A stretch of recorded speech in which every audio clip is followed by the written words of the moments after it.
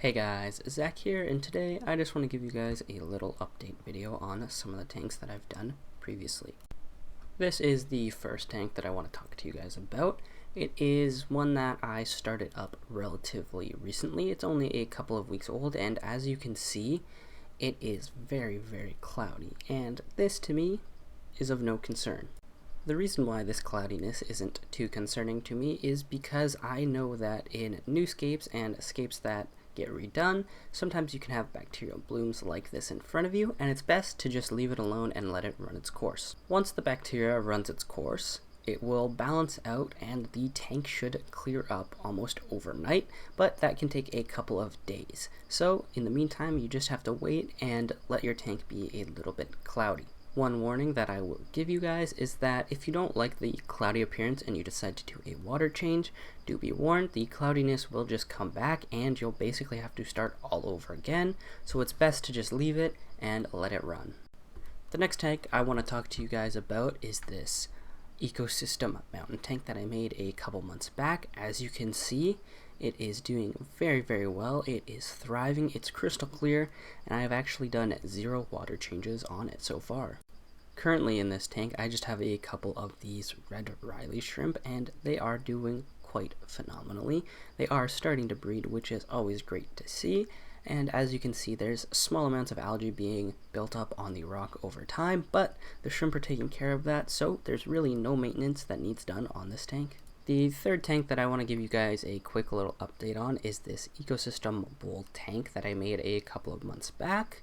I did do a 1-month update a month ago, however a lot has grown in since then, so I want to talk about it. The first thing that's really grown in this tank is the population of the inhabitants.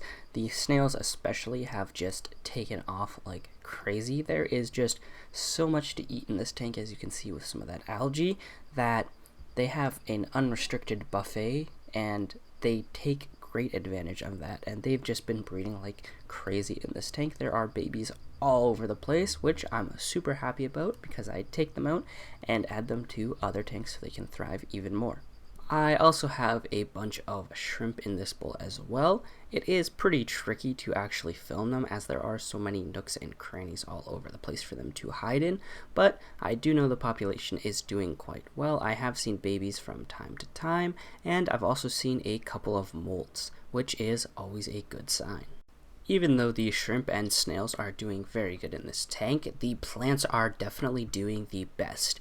As you can see, this Rotella has already topped out again, even though I trimmed it just recently, which is a very good sign. Another really good thing to see in your tank is these nice deep roots that are just stretching out and going to the bottom of the tank. I love to see this. It means that the roots have fully taken in the tank and the plants are thriving.